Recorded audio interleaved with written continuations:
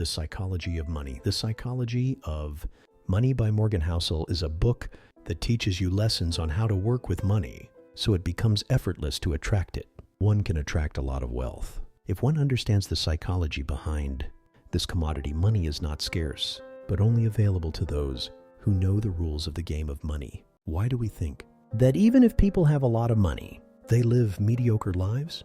And some people with less money become millionaires. Whether we agree or not, the decisions we are making related to money today will have a financial impact in the near future.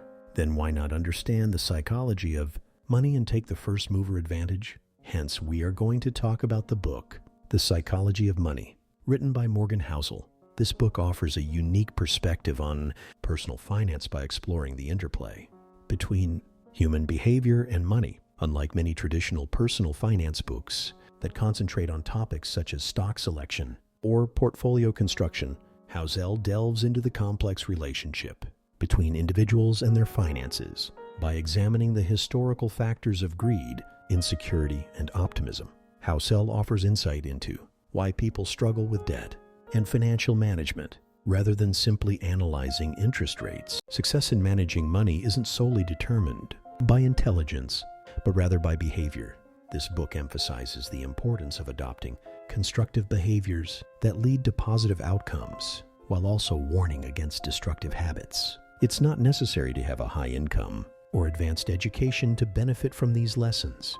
The book is divided into several chapters, each exploring a different human behavior or attitude towards money. By dissecting these behaviors and their impact on personal finance, readers can gain valuable insights into their own financial habits. The lessons provided in the book are applicable to everyone, regardless of their income level or educational background. The author emphasizes that financial success requires discipline, patience, and a willingness to adopt beneficial behaviors. The book contains 12 crucial lessons, which offer practical guidance on improving one's financial situation. These lessons cover a wide range of topics, from the dangers of overconfidence to the benefits of adopting a long-term perspective on investments. By reading this book and implementing its lessons, readers can improve their relationship with money and develop a healthier attitude towards personal finance. While financial success may not come overnight, the constructive behaviors and attitudes outlined in the book can set readers on the path to long-term financial stability. Lesson 1: No one is crazy. The psychology of money.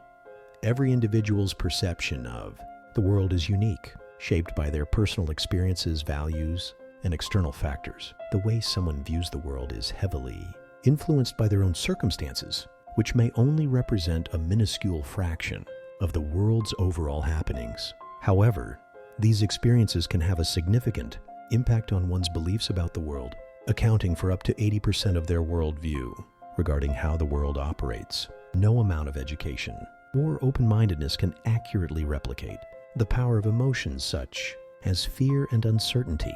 Even those who consider themselves well-informed about the world have only experienced a tiny portion of it, and this limited experience can lead to misunderstandings or misjudgments. For example, consider the low-income households in the U.S. who spend an average of $400 per year on lottery tickets. This figure may seem irrational to people in higher income households, but it is difficult to understand the rationale behind the behavior without being in their shoes.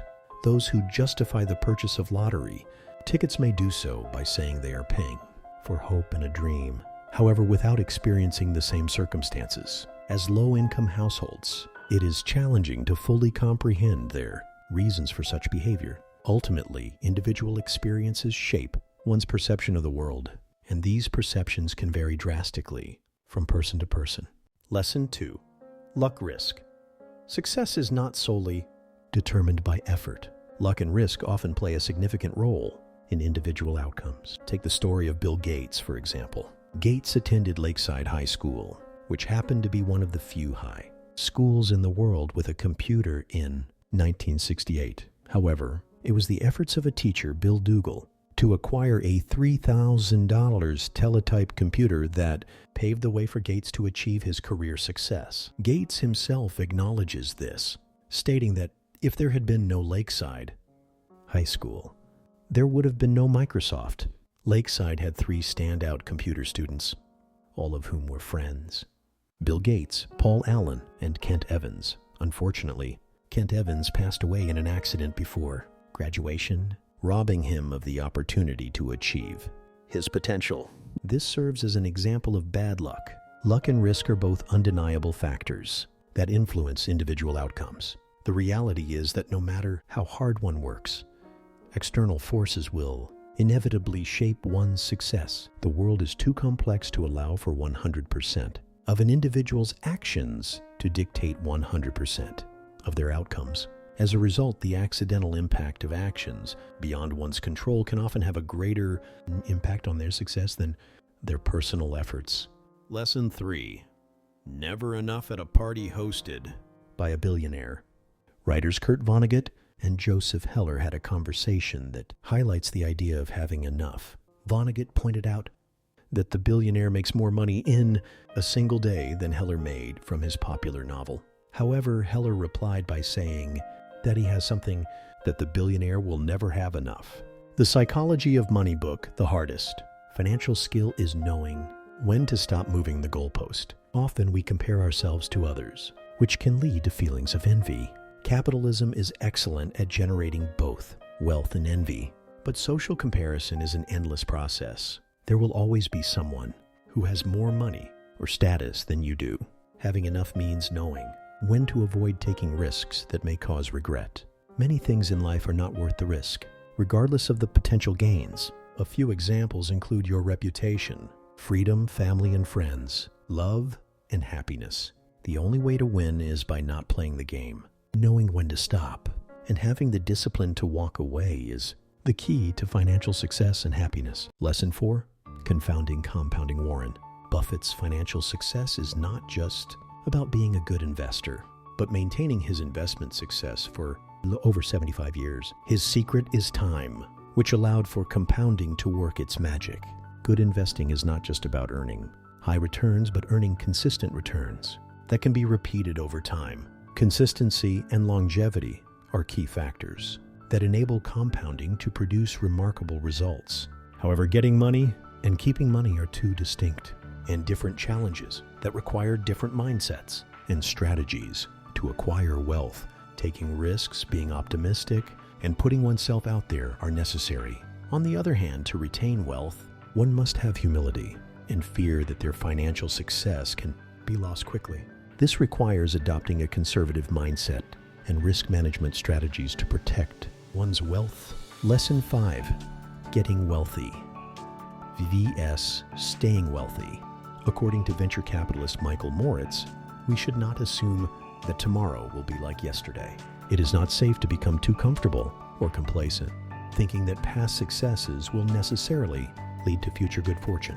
We must continue to push forward and strive for success, rather than relying solely on past achievements. Having a survival mindset requires 3 things: aim to be financially unbreakable, be able to stick out swings in the market, and stay in the game long enough for compounding to work its magic. The most important thing to plan for.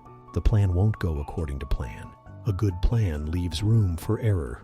The more you need specific elements of a plan to be true, the more fragile your financial plan becomes. Be optimistic about the future, but paranoid about the obstacles to your success.